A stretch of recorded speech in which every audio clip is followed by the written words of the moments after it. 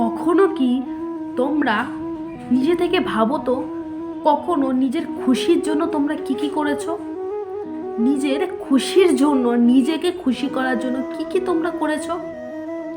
এই ফুচকা খেতে গিয়েছো, এই বিরিয়ানি খেতে গিয়েছো, এই কারোর সাথে দেখা করতে গিয়েছো, এই ঘুরতে গিয়েছো, এই পার্টি করতে গিয়েছো। এ থেকে কি তোমাদের কোনো লাভ হয়েছে? হ্যাঁ, সেই মুহূর্তটাই আনন্দ পেয়েছো ঠিকই, কিন্তু তুমি যখন বিরিয়ানি ফুচকা খেয়ে বাড়ি আসলে তোমার ভেতরে যে গ্যাস তৈরি হলো, সেটা পরবর্তীকালে পতনের কারণ।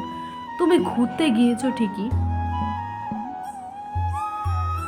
কিন্তু এ থেকে তোমাদের কিন্তু পতন নিশ্চিত হচ্ছে। এ থেকে তোমাদের পতন নিশ্চিত।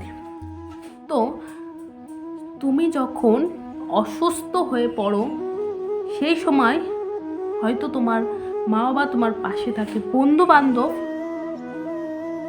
তোমার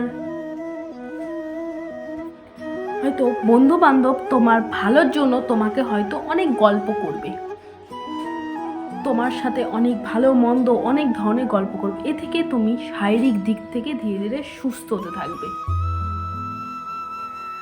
কিন্তু তুমি কি কখনো ভেবেছো, সারাদিন এই যে গল্প গুজব, এই যে সুস্থ হওয়ার পেছনে আসলে কে দায়ী?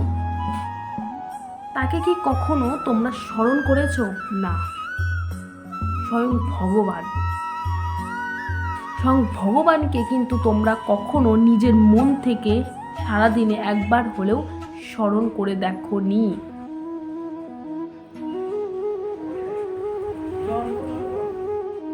কারণ তোমরা এইটুকু বুঝে গেছো যে সারাদিন হাজার পরিশ্রমের মাঝেও স্বয়ং ভগবানকে কিন্তু তোমরা ডাকোনি। এই কারণে তোমার যে অসুস্থ, সেখান থেকে ধীরে ধীরে রিকভার হতে প্রচুর অনেক সময় লেগে গিয়েছিল। তুমি যদি কোনো দ্বিধাবোধ না করে স্বয়ং ভগবানকে ডাকতে, তাহলে হয়তো সেখান থেকে অনেক তাড়াতাড়ি নিজেকে তৈরি করতে পারতে।